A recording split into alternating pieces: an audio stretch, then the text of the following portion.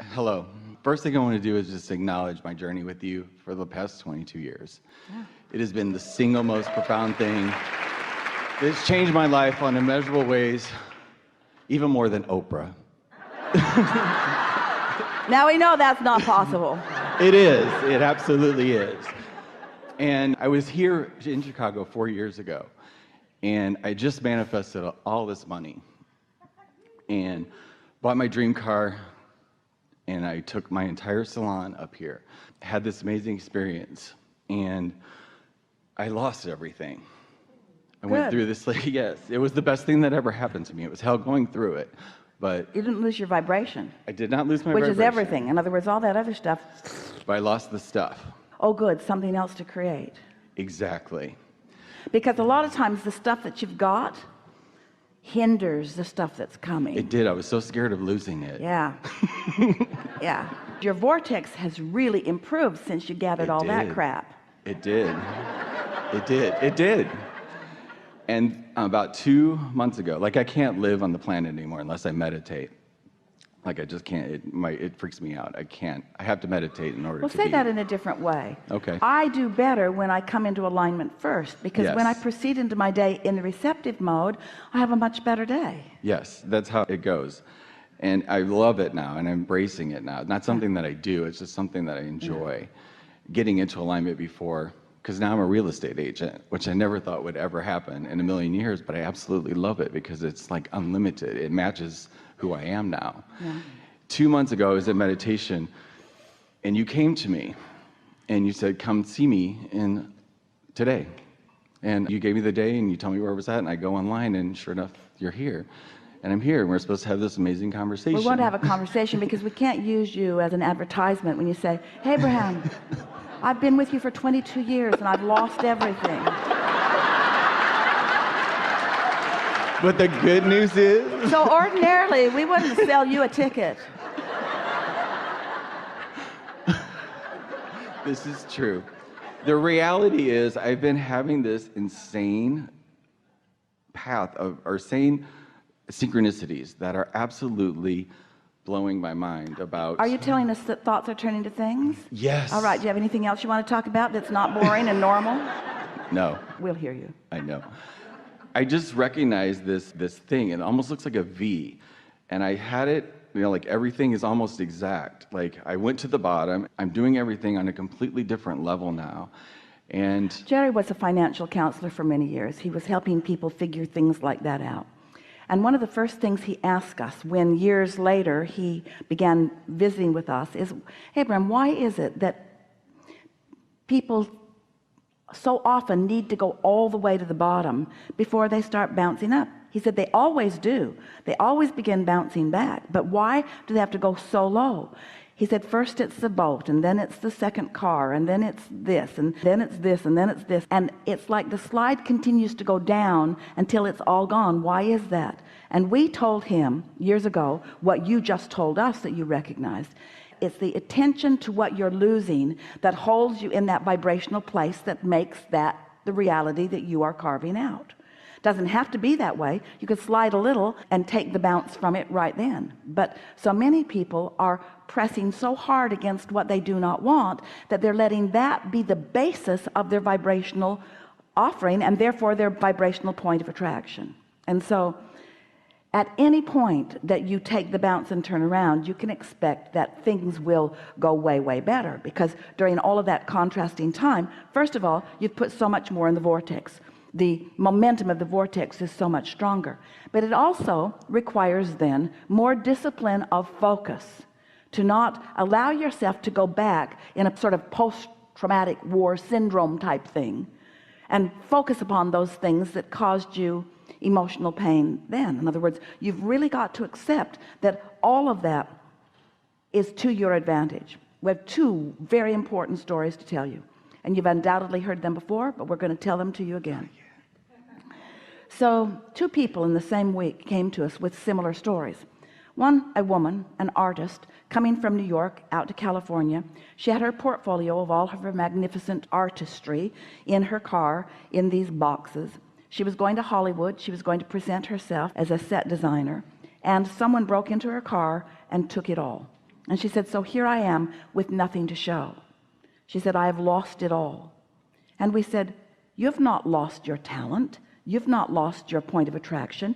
You've not lost your vibrational prowess. You've not forgotten who you are as an artist.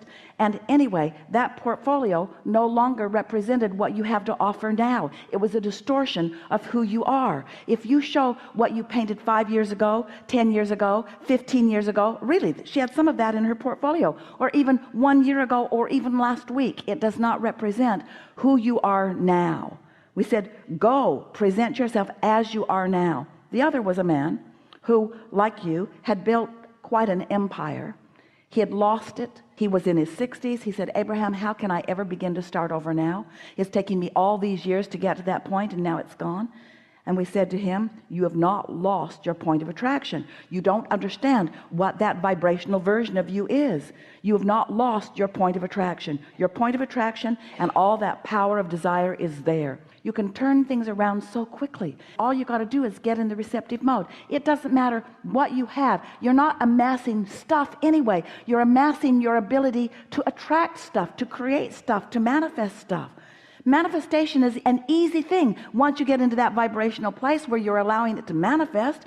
Don't drag your manifestations from before around with you and use those assets as your reason to express your prowess to the world. That's not your prowess to the world. You present yourself to the world vibrationally. You present yourself to the world attitudinally. You present yourself to the world in terms of your mood. It's your point of attraction. It's what you're allowing the universe to deliver to you now. The ideas now, the rendezvous now, the circumstances and events now.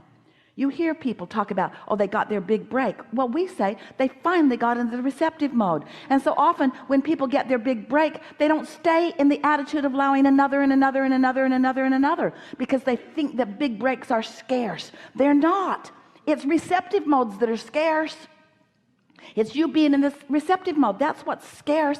That's why when somebody finally figures it out and they become masters, you want to say, oh, well, they're a master because they struggled and they did all this and they dragged their body through all of this and they've lived all of these years and they did all of those things. And we say, maybe they did do all of that, and maybe it took some of that for them to get into the receptive mode. But it's the receptive mode that you're witnessing, not they're dragging their assets around. Assets, their assets around. It's not they're dragging their assets around. That's not what it is. And so it doesn't matter. We love it when you've had an experience where you've taken a big bounce. We love it when contrast has put strong desires in your vortex. Just don't spend any time, spend no time justifying anything by looking back. Don't ask for understanding of others. They don't understand anyway. Don't ask for pity from them. Don't ask for help from them. Don't talk about it. Just feel happy about where you are in terms of this very powerful vortex that you've accumulated, and get in the receptive mode and enjoy the feelings and thoughts first, and feelings and other things that are coming as these magnificent vibrations are turning into experiences. And you already said much of that to us. We just cleaned it up big time, because you're doing this and this and this and this and this and this, and maybe even the positive slightly bit more than the negative, but you don't need to do the negative at all. I don't even want to talk about it. We don't need the anymore. backstory. What you want to say is, oh, I'm in a powerful place of attraction. Now what you want to say is, oh, and it was hard to get there. Don't say that, because it wasn't hard to get there, and it was the most natural thing in the world to me. And standing where I stand, I can see so clearly why I'm standing where I am. I feel more vital and alive than I've ever felt in my life. I can feel that things are really working out well for me. I can feel that the universe has my back and that source energy is with me. I can feel that things are all lined up. I know what my work is. My work is receptive mode, and oh, I've always been really good at that. I've always been really good at being able to focus. And off you go. Enough? Thank you. Yeah. Really good.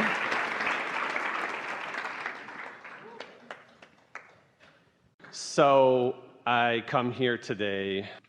I've read nothing about you. I've never seen your videos. I've never seen you in person. I didn't really even look you up online other than to find out how to get here. And I came here by a woman who said you have to go see Abraham Hicks because you get it. Krista sent me here. And Thanks a lot, Krista.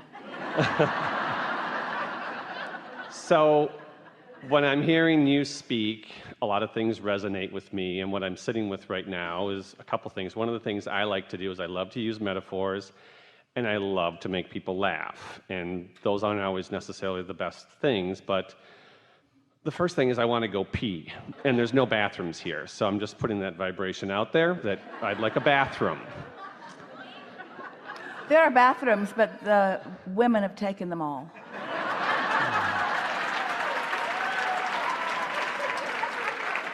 Because women are more powerful. Yes. More peaceful. So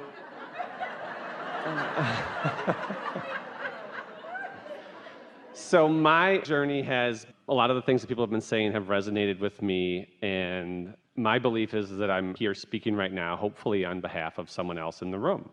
Speaking on behalf of most of the world who is doing all right, who feels resonance with what the source within them knows, who stumbles upon it occasionally, recognizes it when they do, does not focus seriously in order to stay there usually, but has managed to hold themselves in a close enough vibrational frequency to their own desire that they're beginning to translate some vibration into things by rendezvousing with someone who says to them, there is something of value for you here that might take you into a little more deliberate creation of a purposeful life.